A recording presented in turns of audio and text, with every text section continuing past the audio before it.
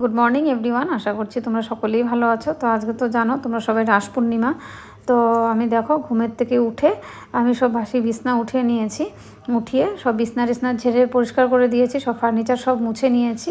মুছে এখন আমি ঘর দুয়ার ঝাড়ু দিয়ে ঘর দুয়ার মুছে সব পরিষ্কার করে ফেলেছি। তারপরে যাবো এখন আমি মেশিনে কাপড় দিব।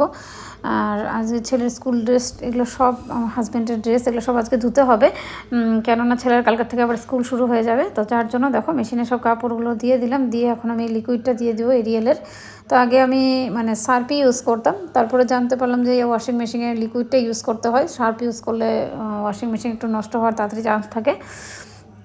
এই লিকুইডটা দিয়ে তারপরে আমি দেখো ওয়াশিং মেশিনটা চালিয়ে দিলাম। তো আজকে আমি আর 30 মিনিটে দিব না, আজকে আমি 3 ঘন্টা 45 মিনিটে দিব, যেহেতু সবসময় পরা জামা কাপড় তো বাচ্চা কাচ্চা নোংরা করে। তারপরে দেখো স্নান করতে যাব, স্নান করে এসে এখন আমি একটু মুখে ক্রিম দিয়ে নিচ্ছি, যেহেতু পরে আর হয় না। ঠাকুর ঘরে একবার ঢুকে পড়লে না সময় হয়ে ওঠে না যে আমি নিজে একটু মুখে ক্রিম দেবো বা সিঁদুরটা পরবো, এটুকু আর সময় হয়ে ওঠে না। তার জন্য স্নান করে এসে আগে আমি মুখে ক্রিম দিয়ে আমি সিঁদুর পরে নিলাম। তো সিঁদুর পরে এখন আমি চুল আঁচড়িয়ে সিঁদুর পরে নিলাম। তারপরে আমি একটু শাড়ি পরবো, সব সময় যখন আমি পুজো করি হয়ে ওঠে না শাড়ি পরাটা, একা হাতে সব কাজ করতে হয়। তো তো যখন শাড়িটা পরতে যাব তখন হয়তো এই কাজটা মনে পড়ে, ওই কাজটা মনে পড়ে, যার জন্য আর হয়ে ওঠে না। তো আজকে একটু সময় আছে, ভাবলাম যে না শাড়িটা পরে নিই। তো দেখো ঠাকুরমশাই আসার আগে আমি এগুলো সব সেরে নিয়েছি। তো শাড়ি পরে এখন আমি চলে যাব ঠাকুর ঘরে। তারপর ঠাকুর ঘরে গিয়ে এখন সব ঠাকুরের সব রেডি করে নিব, ফল ঠল কাটাকাটি, তারপরে হচ্ছে তোমার নারায়ণ পূজার রেডি করা, এগুলো সব রেডি করে নিব। তারপরে আজকে যেহেতু ঠাকুরমশাই আসতে একটু দেরিই হবে, 10:30টায় আসবে বলছিল, তো দেখলাম যে না অনেকটাই লেট হয়ে গেল।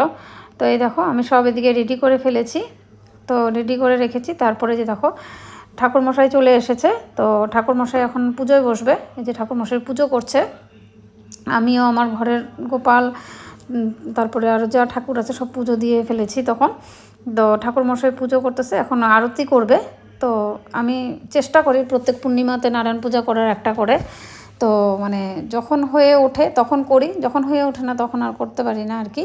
তো এই দেখো পঞ্চপ্রদীপটা আমি সব ঘরে সব রুমে দেখিয়ে দিলাম, ধনুটাও দেখিয়ে দিয়েছি, সেটা ভিডিওটা আর করা হয়নি। তো এই দেখো সব ঘরে দেখিয়ে দিলাম।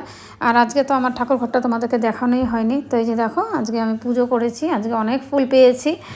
তো দেখো এই যে আজকে আর গোপালের ড্রেসটা দেখো, কালকে যখন আমি ভিডিওটা করেছিলাম যে কালকে আমরা শপিং করতে গেছি, তো হাজব্যান্ডের প্যান্ট ছেলের প্যান্টও এনেছি, তো গোপালের ড্রেসটা দেখানো হয়নি। কালকে এটা আমি গোপালের জন্য কিনে এনেছি, যেহেতু আজকে রাস পূর্ণিমা।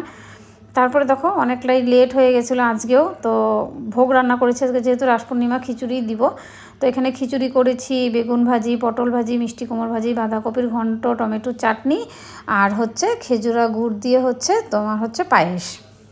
তো আজকে এইটুকুই করেছি ভোগের জন্য। তো এইটুকু করে ভোগ দিয়ে দিয়েছি গোপালকে, অনেকটাই লেট হয়ে গেছিলো। তারপরে প্রসাদ খেয়ে ঠাকুর ঘরে চলে আসলাম।